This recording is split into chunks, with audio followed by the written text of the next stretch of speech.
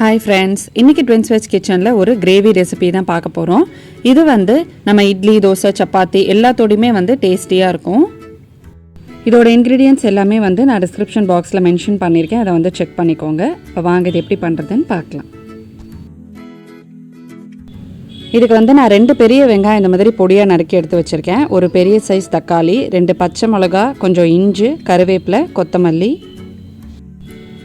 ஒரு கடாய் எடுத்திருக்கேன். கடாய் நல்லா சூடானதுக்கு அப்புறமா அதில் நம்ம 2 டேபிள் ஸ்பூன் அளவுக்கு எண்ணெய் சேர்த்துக்க போகிறோம்.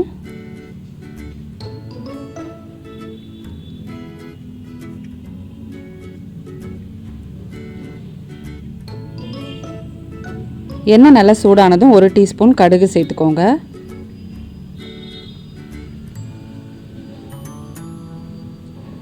கடுகு நல்லா பொரிஞ்சதும் நம்ம பொடியாக நறுக்கி வச்சுருக்கிற வெங்காயம் சேர்த்துடலாம். அதோடையே இஞ்சி, 2 பச்சை மிளகா, கொஞ்சம் கருவேப்பிலை எல்லாம் சேர்த்து நல்லா வதக்கிக்கோங்க.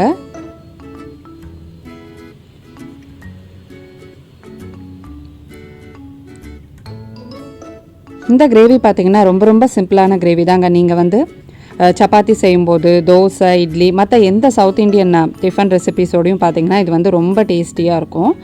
நீங்கள் யாராவது கெஸ்ட்டு வரும்போது கூட இது டக்குன்னு ப்ரிப்பேர் பண்ணிடலாம்.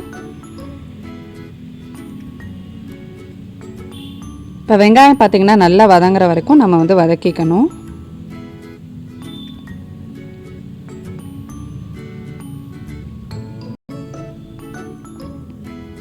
இப்போ வெங்காயம் நல்லா வதங்கிடுச்சு. இப்போ நம்ம பொடியாக நறுக்கி வச்சுருக்கிற ஒரு தக்காளியை சேர்த்து அதுவும் நல்லா வதக்கிக்கோங்க.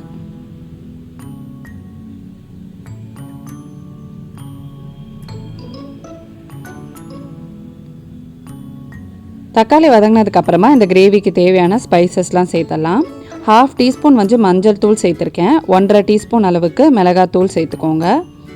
1/2 டீஸ்பூன் தனியாத்தூள்,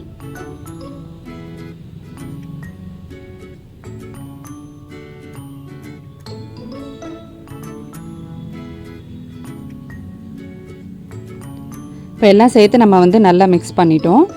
இதில் கொஞ்சமாக கரம் மசாலா ஒரு 1/2 டீஸ்பூன் அளவுக்கு சேர்த்துக்கலாம். இது ஆப்ஷனல் தான். நீங்கள் வேணும்னா சேர்த்துக்கலாம், இல்லைனா இதை ஸ்கிப் பண்ணிக்கலாம்.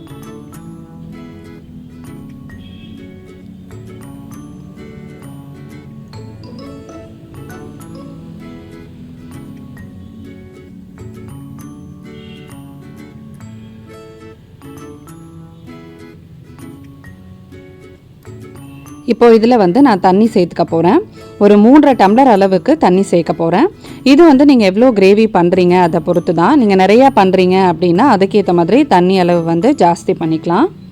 நான் ஒரு 200 ml கிளாஸில் 3 கிளாஸ் அளவுக்கு சேர்த்துருக்கேன். இப்போ இந்த கிரேவிக்கு தேவையான உப்பு சேர்த்து நல்லா மிக்ஸ் பண்ணிடலாம். இந்த கிரேவி நல்லா அந்த தண்ணி நல்லா சேர்த்தது கொதிக்கும் போது நம்ம கடலை மாவை கரைச்சி இதில் ஊற்ற போகிறோம்.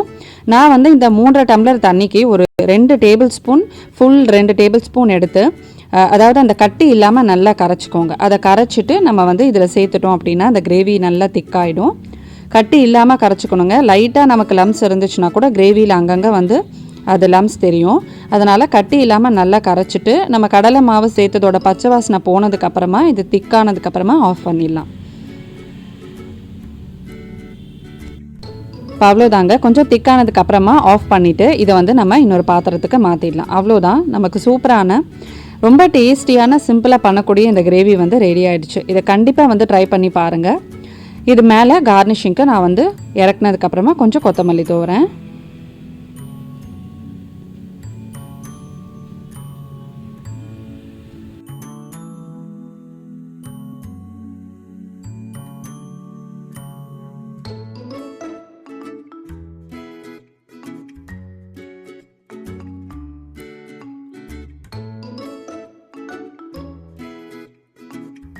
இதை ட்ரை பண்ணி பார்த்துட்டு எப்படி இருந்துச்சுன்னு சொல்லுங்கள். இன்னொரு சிம்பிளான ஈஸியான ரெசிபியோட உங்களை நான் நெக்ஸ்ட் வீடியோவில் மீட் பண்ணுறேன். அது வரைக்கும் பாய் ஃப்ரெண்ட்ஸ்.